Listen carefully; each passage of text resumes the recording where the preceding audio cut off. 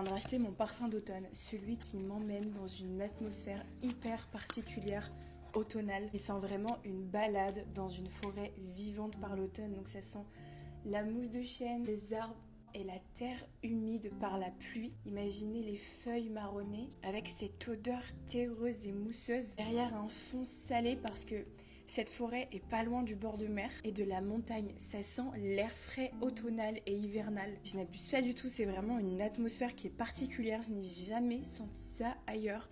Le parfum, c'est Saffron and Cedar de chez Salt and Stone. C'est l'une de mes marques corporelle préférée, je vous en parle souvent et je donne énormément de mon argent à cette marque. Ce parfum, je vous en ai déjà parlé, mais j'avoue que c'est comme un petit secret parce que c'est vraiment mon odeur, tu vois, c'est mon odeur signature, j'ai l'impression. C'est hyper particulier parce que ça sent aussi un peu la peau, c'est très intimiste. Dans les notes, en note de tête, on a du safran et du néroli, c'est ce qui va apporter un côté un petit peu épicé. En note de cœur, on a du jasmin, de la mousse de chêne et du surfwax, c'est ce qui va apporter ce côté un petit peu salin, méditerranéen.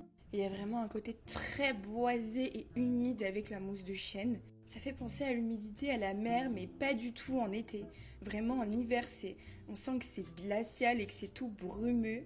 Et en note de fond, on a bien sûr le bois de cèdre et la canne à sucre. Alors c'est marrant parce que moi, le bois de cèdre, je le sens vraiment tout de suite dans les premières notes, mais ça c'est très personnel. Ça reste quand même très gourmand grâce à la canne à sucre, mais c'est un sucré qui est différent. Là, c'est pas un sucré qui est vanillé ou framboisé ou fruité. Là, on est vraiment sur la canne à sucre pure. On est sur une brume parfumée corporelle et cheveux. Donc c'est pas vraiment un parfum, mais je trouve qu'il tient très bien sur la peau. Alors moi je le porte autant en journée qu'en soirée. Là par exemple je sors, ou même après ma douche avant d'aller me coucher. Parce qu'en plus j'ai aussi le gel douche de la même fragrance et le déodorant, donc les trois combinés ensemble avant d'aller dormir, c'est extra. Je vous avoue que c'est un petit peu intimiste parce que je sais que j'ai vraiment trouvé mon odeur officielle. Je pensais que c'était la vanille, puis la vanille ça veut tout et rien dire en fait. Tu peux sentir une vanille différente chez tellement de parfums.